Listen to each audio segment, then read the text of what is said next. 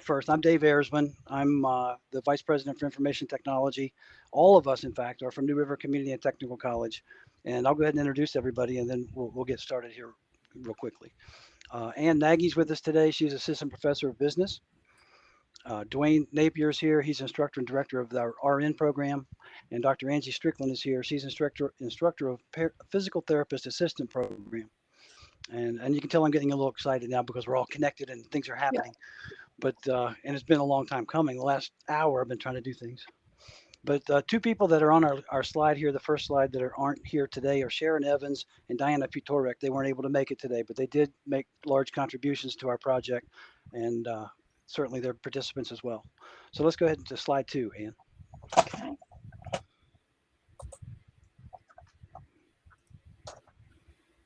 Take it So away, I'll take, all right. Like they say in the rodeo, bring it home. So we approached our need for this just really based on the chatter around campus.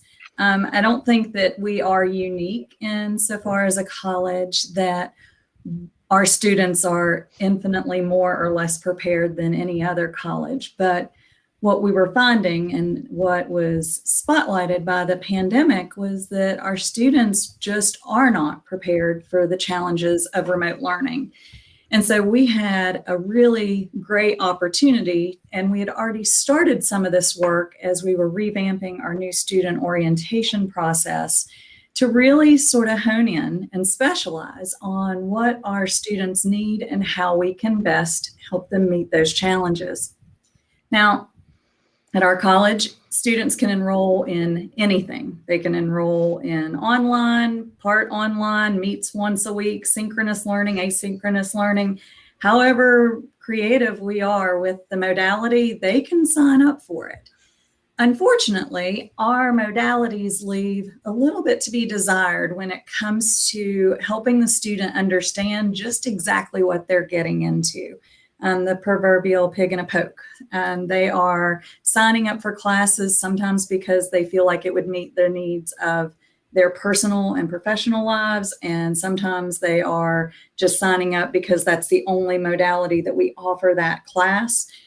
So they're just signing up for anything and everything that they can get so they can work towards their degree. And what we're seeing as faculty is that those students just don't understand what it takes to be a successful remote student. I think we can all safely say that being a remote student takes a lot of grit. It takes a lot of perseverance. It requires you to be very organized. And we are finding that our students just aren't prepared for any of those challenges. And we wanted to be able to take these assessments and use them in a meaningful way so that we as a college could start to guide the students to get them the resources they needed, whatever the resource may be, and help them make good decisions, because you may find that while you think you want the flexibility of an online or full remote schedule, that you are a procrastinator, and those two things just don't go together. So it's our job to take all of these things and sort of create a firmer structure for our students so that we're responsible in helping them take over some of the success of their academic career. Next slide, please. So while I'm sure this isn't a brand new problem for anybody, the problem for us is that we previously had resources in place to assess student online readiness. So you can see here for several years, we had access to just one of those off-the-shelf products. I wasn't here then. In fact, I don't know if a bunch of us really were here then that had enough data and information to say how well this works. So it's no dig one way or the other at the tool, more a dig at just the data we had collected to see if it was effective, but at least it was something. So just like all good things in community college, when the grant comes to an end, so does sometimes the project. And so we are not in the business of manufacturing money, but we are in the business of manufacturing tools. So we decided that we were just determined enough to build a readiness assessment that could be used and adapted to best meet our needs. Next slide, please.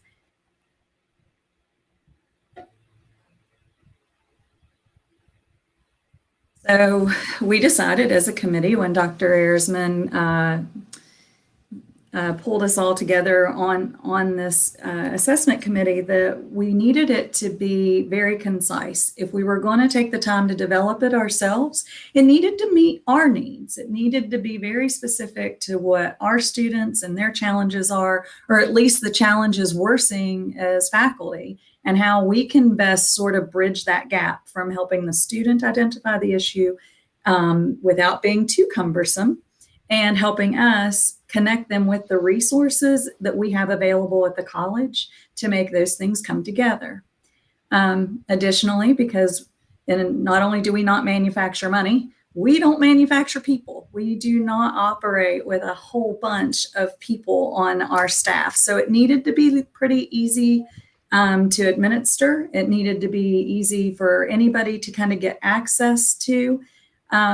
And it needed to be cheap. And so that's where we came in. So next slide.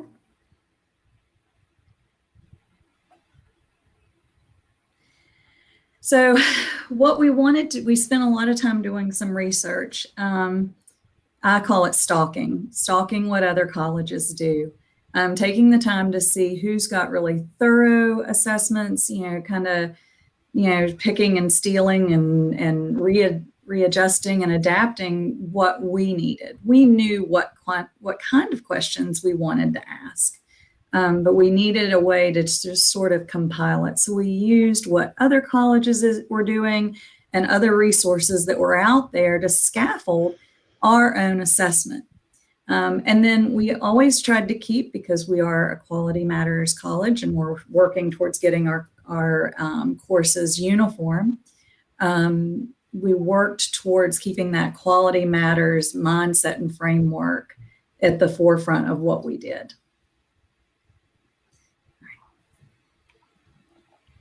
Next slide.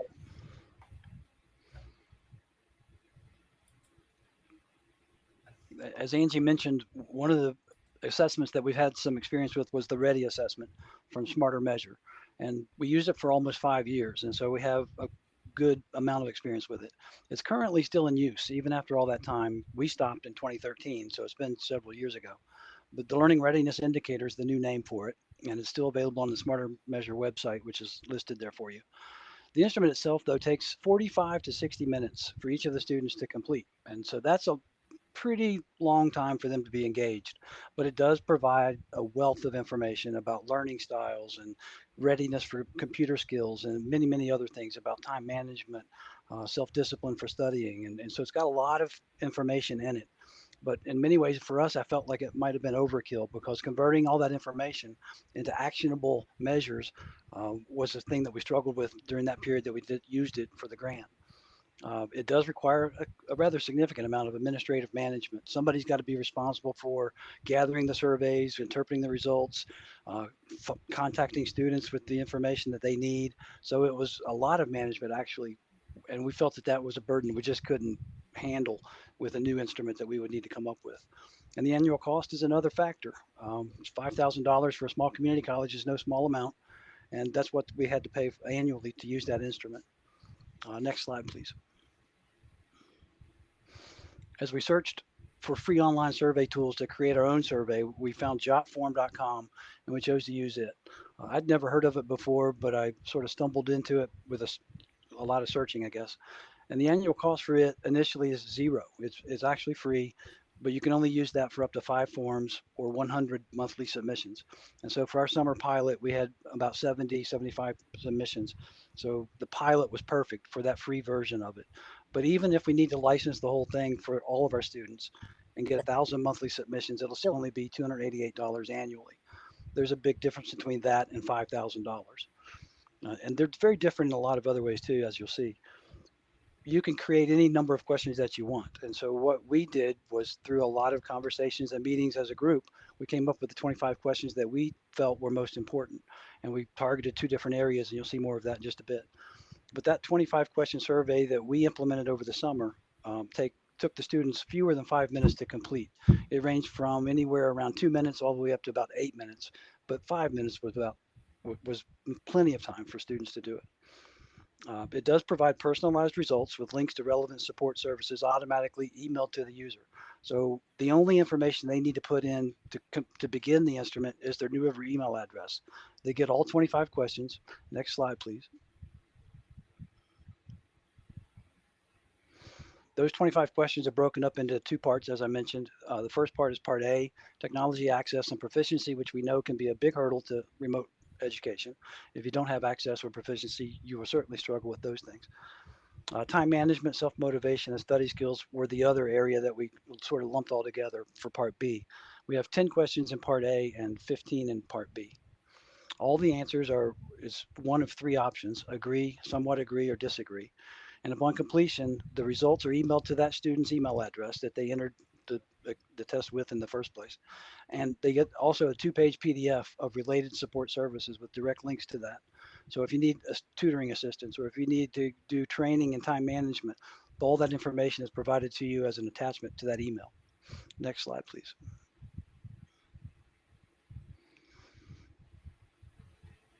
That's an actual screen capture of the Remote Learning Readiness Survey. The 10 questions at the top are part A, and it's hard to read those, I'm sure.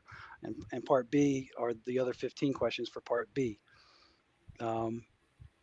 We've compiled the results for this just recently, and I'll share that with you in a bit. But the simplicity of this, oh, very good. Thank you, man. As you can see, the questions are: I have access to a computer with reliable internet connection. That's the first question. You either agree to that, you somewhat agree, or you disagree. We'll see in a minute that actually nobody disagreed with that. That's sort of a surprise for me, but we'll see some more of that in a bit. Some more of the questions just to get a feel for the things that we targeted. I'm comfortable surfing the internet. Is yes, no, or agree, somewhat agree, and disagree for all of these. Using a web browser or a search engine. You have software, and you can succeed in an online class using Word, PowerPoint, all the Office applications. You're fairly good at using a computer. You can save files and create folders, send an attachment. You're comfortable installing software. You have antivirus protection on your computer. You have headphones, speakers, and a webcam, which we know you often need for video conferencing. And your browser will play several common multimedia types. And so basically, students had to respond to these 25 questions. And again, it didn't take very long at all. The time management, self-motivation, and study skills area are questions like being confident in your ability to complete an online course, regardless of your level of interest in the subject matter. That surprisingly wasn't a high level of disagrees either. I'm good at setting goals and deadlines for myself. You can finish projects that you start. You're self-motivated. You don't quit because things get difficult. More questions. I'm able to devote a minimum of 2 hours study time each week to this course that I'm taking. You're able to keep a record of your assignments and your due dates. You have a quiet place to study, and I think you get the gist of it. You're probably reading it faster than I am. But the idea is that we could ask these questions and get a sense, or at least allow the students to get a sense for themselves, how ready they were in these different areas. Next slide, please. Some questions that we hope to answer now that the pilot is complete. Does completing the survey help students prepare for the challenges of remote learning? I mean, ultimately, that is the goal. If we don't achieve some success with directing them to the resources they need, first they have to identify what they need, and then we have to give them the direct path to it so they can get the help that they need to be successful. Are we achieving that with this project and completing this survey? Are there support resources accessed as a result of students seeking to improve the areas identified? Now, the way that this information is tracked, we're not able to answer that one completely just yet. We'll need to come up with a way to do that. But currently, a lot of the information that they're given is direct connections to things like tutoring services. And if a student accesses tutoring services, they don't know where the student came from or why they came. It could have been a recommendation from an instructor. They could have found it on the web, or maybe they took it from this instrument that we gave them, and that's how they got there. So maybe if we want to collect that information in the future, we need to ask that question: where did you hear of tutoring services? If that's important. And then also another major question, what's required to implement this pilot full scale? Next slide, please. And you and I are going to do the next few together. But basically, these are the results from one user. Anne's helping in a tremendous way already just by managing the slides for me. So thank you, Anne, for that. But when the student does complete the survey, these are the responses they get back. This one's been sanitized so you don't see the user's email. But all of the Part A questions have been answered with agree. All of the Part B questions, except for 2, were also answered agree. But 2 places where they might have some area that they could improve. And so now the student knows what they need. Sometimes that's the first step in solving a problem, knowing what the problem is. And the next slide, please.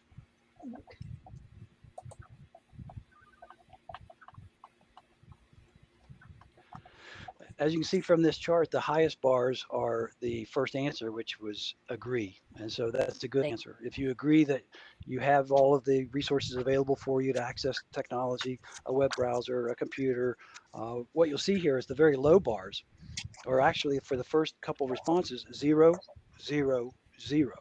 So basically nobody disagreed with the statement that I have a computer with internet access, that I can search the web, that I can do the general things on a computer that I need to do to be successful in this class.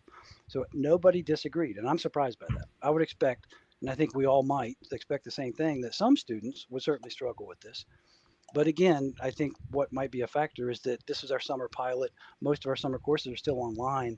Many of these students, I would expect, were probably already enrolled in a summer course. So they're probably a niche of our overall student population that's more online savvy, perhaps, than the rest. Yes, but the chart is. Go ahead, Ian. Excuse me, I was going to say I would agree with that because I'm teaching a couple classes this summer, and I see familiar students who have been in my other web-based classes. So I do agree with what you said on that. You know, and Dr. Ayersman, also for my program, since we're a hybrid program and 49% of our stuff is online, I know my students also responded to this for this summer, so I agree with that. I think that's true. Very good. Thank you both. Let's look later in the questions, though. You see the highest orange bars are way over to the right, and one of them's got the number 10 on it. The question that corresponds to that is about having antivirus software. And so now we know that 10 of our 70 or 75 students don't have antivirus software. And we also know that 8 of them, looking back at my other table here, are going to probably struggle with installing and configuring software on their computer. So these are very helpful things for us to know for support services, because I think instructors, advisors, and all of our support services, if we're aware of why, we can begin to address those. I've already mentioned that there were no disagree responses for things that we would have expected, things like having a computer, saving files, attaching files, locating a folder on your computer, using a search engine. Those are areas where students do not struggle, and that's good to know. Next slide. This slide targets all of the sort of social skills, soft skills, self-study skills, those things. And you can see that the numbers are again very high in the good category of I agree that I can do these things. The highest numbers for disagree for Part B would have been things like 5 people that indicated they might need help improving their writing. Well, we have writing support. So knowing that 5 of our 70 students need that, not a total surprise, but now we could target those students. Instructors could ask students to share these results with them as they're teaching these courses and help guide them to the resources they need to improve these skill area deficits, I suppose. Time management was another area, and independent learning was another area. Anything to add? Yes, to encourage my students to complete this survey, I offered some bonus point for them to do that. And so they were eager to jump on that. But in our department, we had, and I asked them to email the results to me. And then that way I could see if there were any potential areas that they may have problems with. And some of the other instructors in our department did the same thing. So they were able, by having that report, they were able to see, like I said, areas where students may need some guidance to get the resources they need to be successful. Next slide, please. Another surprise that came from the results were that you can see how they submitted the survey in the first place. What kind of device did they use? I was totally surprised that almost half of them used a mobile phone. I mean, it's an online survey in a web browser, and I wouldn't expect to take it myself that way. I just would normally use the desktop computer for that. Now, earlier, it's important to note, nobody disagreed with the fact that they have access to a computer with internet access. So what that really means is they have both. Half of the people have at least both. They have a mobile phone that can access the internet as well as a computer. That's good to know. The average time to complete it for the students was actually closer to 2 minutes than 5 minutes. And so that's hardly any time at all. They can quickly identify the problem and then help to begin resolving it. I've already mentioned some of the stuff there in number 3. Access to the support resources, I think we can do a little better job tracking that if we want to. And I really think we need to discuss, do we want to? Does it really matter when a student goes to tutoring for support? Where did they come from? Did they learn about this from a survey they took for getting into a distance ed course? Or did they learn from it from an instructor?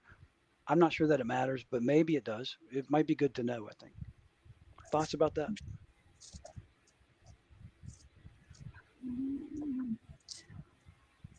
It's an area for future research, possibly. I was going to say, I think that we included that because we're always concerned. We know we have these resources available to students, but how good are we at communicating it? I mean, I think we have very thoughtful faculty that, do a good job of identifying those that struggle and trying to put them in line with resources. But as a college, are those things broadly known? And I think that was the intent behind some of that. I think having the information certainly would be insightful, and it might help us to improve the path to the resources in the first place, if we know which way people are finding it. The last bullet there, I do want to mention that I think 4 people mentioned time management was a problem for them by choosing disagree, and 2 people actually did complete the time management training that we created in LinkedIn Learning. So that's 50% of those 4 people. Next slide, please. This is actually that training that we just talked about, the time management, self-motivation, and study skills training that we sort of lumped all together. It's comprised of 16 minutes of content in LinkedIn Learning. As I mentioned that only 2 students completed it. Our pilot was only 70. You wouldn't expect everybody to do it in the first place, but of the 4 people who reported that time management might be an area where they need to improve their skills, 2 actually did do it. So that's a good thing. Next slide, please.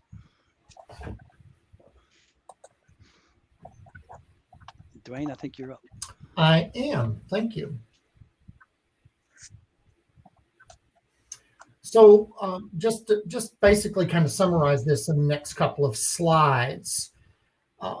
Again, this whole process and the questions and the amount of time it's going to take the students, we considered that very strongly because there are certain things we need to know about our students and about their ability to participate in distance education, online learning. And so we needed to focus and be really concise in those questions. And I think we were. And again, just to reiterate, we have all these services available, and that was just mentioned. Are we communicating that well enough to our students that these services are available? And this is how you can access them. Again, we need to make things as less burdensome on not only faculty, but also on staff as well. And so letting this be able to be easily done with minimal effort on the administrative side of this, I think made it a really nice product. No budget, didn't cost us anything to do this other than time. It took time. So I think that's really important that we need to make sure that you realize that even though it may not cost any money, time is a very valuable resource that most of us don't have much of. And also, if the students are taking this survey and it shows them the way they answer the question, that this might be an area that they need to improve on, that I think is them recognizing that is such a good learning tool, as opposed to us telling them that as a faculty member. And if they can, like I said, if they can identify that on their own, hey, kudos to them. And if then the next step obviously is either encouraging them, or that they have the wherewithal to move forward and get that knowledge on their own. Next slide, Ann.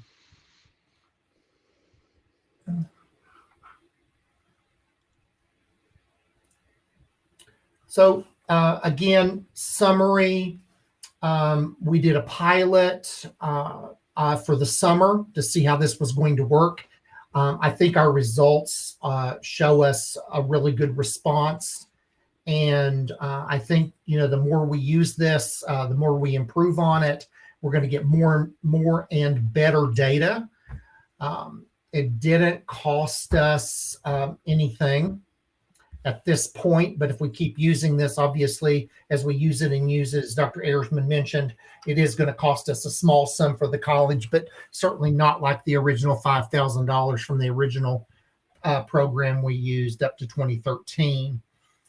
Also, I think it's also a good idea, as Ann mentioned, and I didn't actually think about this at the time, was having my students send me their PDF to have a look at them and see if there was some way I might be able, or someplace I might be able to send them for additional resources. However, the ones that I have are they're pretty vocal, so I get that. The JOT form, I had not heard of that either until Dr. Ayersman shared that with us, and I think that is really a great tool. And you do have some users who will complete the survey multiple times, so you need to pay attention to that. Again, advisors, we mentioned about the students maybe emailing the information to the advisors or to the faculty. And again, this information, the students are choosing their responses, should lead them down the path of what they need to do next, if there are opportunities there for them to be improved. And so the results, we have the results, we can do something with it. I think that's our next step. How can we improve this based on this one episode, this one period in time? And I thought it was a great tool. I thought we did an excellent job, actually, not tooting my own horn or our own horns, but it really did give us a lot of good information. May I address number 5, please? Since I points to my students for participating in this survey, I don't think that was my student, but I do have a student who's in both classes. So she completed the survey twice and emailed the results to me. And at first I thought, oh, she's duplicated it. And of course, this was early on when the class just started. And I went back and looked, and I said, oops, she's in both classes. So give her credit for both. So that might occur in the future as we have students in multiple courses. So that could be an issue. That's a very good point. I didn't think about students taking it more than once. Well, and the other issue, because this was a pilot, we gave it to certain instructors to roll out. But the ultimate intent is that this is captured before they start signing up for classes, so that we can sort of help, as advisors, help best guide them to what learning environment might be best for them. So I think that might have been an error of the pilot. Well, and not a pilot error. Well, and I didn't think about that either. And I would have had all of my students, and they're taking 3 courses this semester. So that could be part of it as well, since my group of nursing students were in this, and all of them have 3 courses. So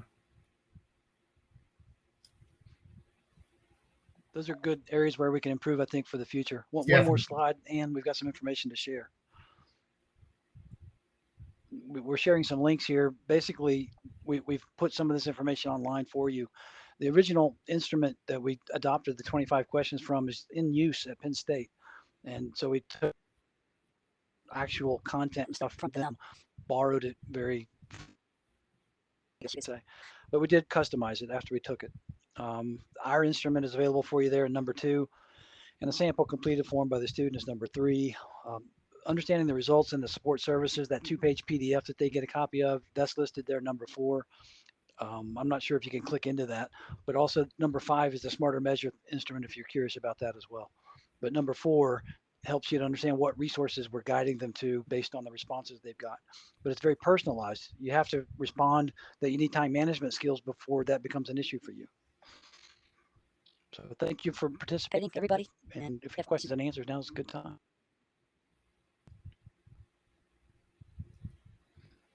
There you go. That's a 2-page PDF. Just at the front, at the very top. I mean, learning environment is going to be a challenge for everybody, and it might be for a different reason. And if they have any areas they don't agree to, got some information or assistance in that area. And then we detail those areas down below in part A. We guide them to the help desk. We guide them to the financial aid office. If they don't have a computer, they can purchase one. They can use financial aid. How do they get the financial aid? They go to the financial aid office.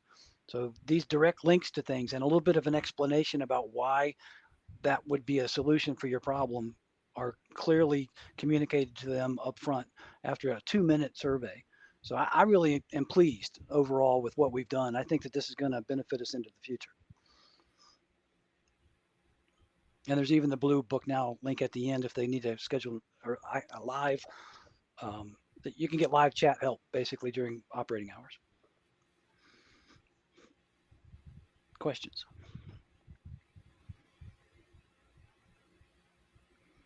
Is there anything in the chat room over there that we need to look at for questions that might be asked? Okay, I've looked in the Q&A, and so far we do not have any questions. Well, thanks to everyone for attending. You can certainly follow up with us. We'll give you copies of anything we've got that you might be interested in. So thank you so much for joining.